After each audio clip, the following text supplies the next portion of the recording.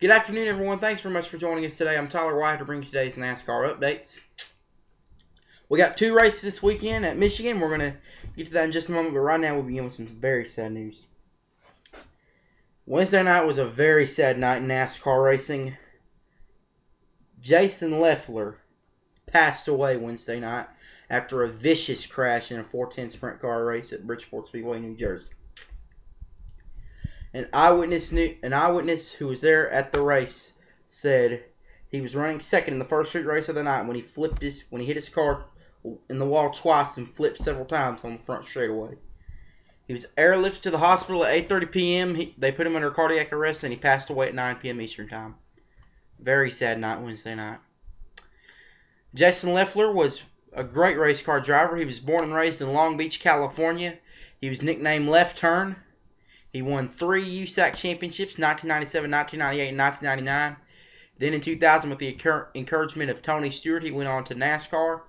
He was on the pole for the very first Sprint Cup race at the Kansas Speedway in 2001.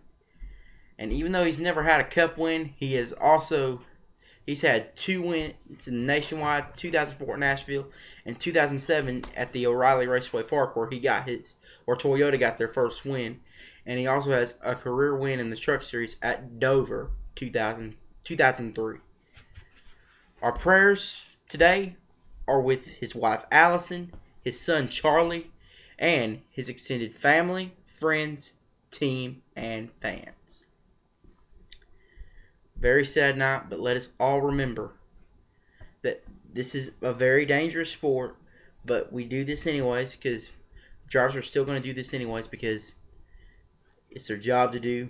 People from all 50 states and some parts of the world fill the grandstands every week to be there, and it's a gift that God gave them. And may Jason Leffler dwell in the house of the Lord forever.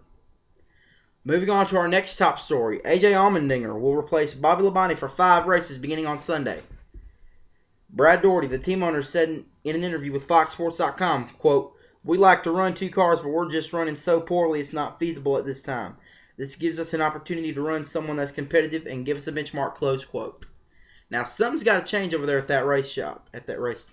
Bobby Labonte has 23 career NASCAR Sprint Cup victories. The first driver in NASCAR history to win both a NASCAR Nationwide Series Championship and a NASCAR Sprint Cup Championship. He won the Nationwide Championship in 1991, Sprint Cup Championship in 2000. His last Cup win, however, came in 2003. That's 10 years ago. This is 2003 at Homestead. He has not had a win since. He came close in 2005, but finished second to Jimmy Johnson in the Coca-Cola 600. So, something's got to change over there. I'm not saying Bobby Labonte should retire, and I'm not saying JTG Daugherty should shut down their operations, but I am saying this. Something has to change there, or else they won't run good. That's all I have to say. Our next top story, Doug Randolph fined $5,000. That is the crew chief for Ryan Blaney in the Truck Series. And Ryan Blaney and Brad Keselowski, they're docked 6 driver and owner points for failing the post-race inspection after last Friday's truck race at Texas. And I can't imagine how upset Brad Keselowski is about this. I mean, earlier in April during the Cup race, they failed pre-race inspection, and after the race, this at Texas, Keselowski said a few choice words. They failed post-race inspection at Dover. And that made Keselowski really upset, and he is upset about this.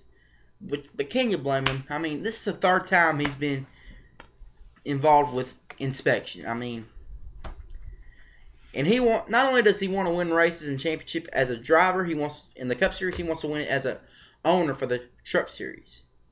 I mean, look at last year. They get rid of Parker Kligerman, say they want to win a race, and they get Ryan Blaney. They go to Iowa and dominate that night and win. Ryan Blaney becoming the youngest winner in the Truck Series and the youngest winner in NASCAR. Period. And they're wanting to win more races and possibly be a threat at the championship. So, Brad Keselowski does not need this. He does not. Alright, 2 races this weekend. Both at Michigan. We got Kyle Busch, Joey Logano, and Joe Nemechek running double duty this weekend. And expect Kyle and Joey to do good. I mean, they both won in the Nationwide Series. Kyle has a win in the Cup Series. Joey won the Nationwide race last year at Michigan. And I think they could be the ones that will pull off a sweep. Now, for the Nationwide guys, they're going to have to beat those guys. And I wouldn't be surprised if a Nationwide regular wins this weekend. And for the Cup side, expect Dale Earnhardt Jr. to do good. I mean, he's going to be part of our most memorable moment coming up here in a little bit. Expect Tony Stewart to run good. I mean, that's a good track for him. Even though he blew up in the August race last year, his motor blew up. That is a good track. He even won there back in 2000. Greg Biffle won the August race there last year. That's one of his best tracks. Expect him to do good. Denny Hamlin, that's a good track for him. He won there twice, 2010 and 2011. Casey Kane has won there before. He won there in 2006, the June race. Jeff Gordon has a good run, but for Jeff Gordon does good there. I mean, he's won there 3 times, and he's even broke out with a few top 5s, top 10s there.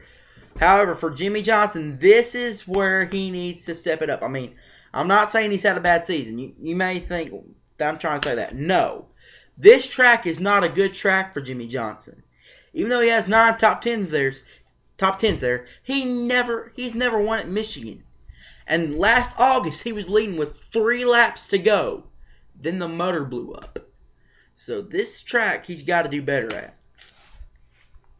But I wouldn't be surprised if Jimmy Johnson goes to victory lane again this Sunday. You can catch the Nationwide race, the Alliance Truck Parts 250, tomorrow on ABC. And the Sprint Cup race, the Quicken Loans 400, Sunday on TNT. Most memorable moment last year, Dale Earnhardt Jr. dominating the race and going back to victory lane, breaking a 147 race winless streak, which was back to the June race at Michigan in 2008 when he got his first win for Hendrick Motorsports. Now, let's take a look at your weather forecast. It's courtesy of Fox 2 in Detroit. For Saturday's Nationwide race, sunny and a high of 76, a beautiful day. However, for Sunday, they're calling for 80 and a 50% chance of rain and thunderstorms. Now, Michigan International Speedway, they do not have lights. So the 3 possibilities for this race are A, just shorten the race to darkness. B, race for a little while, then call it halfway. Because NASCAR says once you get to the halfway point and it starts raining, they can call it. They have the right to call it. And third, race on Monday, in which if we do have to race on Monday, it's supposed to be sunny and a high of 80. So we might have to do this the race might have to be on Monday if it doesn't clear up on Sunday. Now, tickets are still available for both races. So if you're there in that area, you've never been to a NASCAR race, and you have nothing planned to do on Saturday or Sunday, buy your tickets and go to the racetrack. Go watch the race. I promise you, you're going to have a good time, and you're going to love it so much, you're going to want to come back when they go back to Michigan for the August race. So I'd buy those tickets now. Instead of buying Dad a tie or a suit or whatever, take him to a race. And if it rains on Sunday for the Cup race, you can come back Monday. I mean, there's no need to waste your tickets. If it rains on Sunday, you can come back Monday. All right, that's our broadcast today. I'm Tyler White. Thanks very much for joining us. We'll be back here on Monday to wrap up the exciting weekend in racing. Plus, we'll have an update on the points for Nationwide and Cup, and we'll have any new developments on a story. Until then, I'm Tyler White, reminding you, for you to do unto others as you would have them do unto you. Have a great day, everyone, and to all the daddies out there, including my dad, happy Father's Day.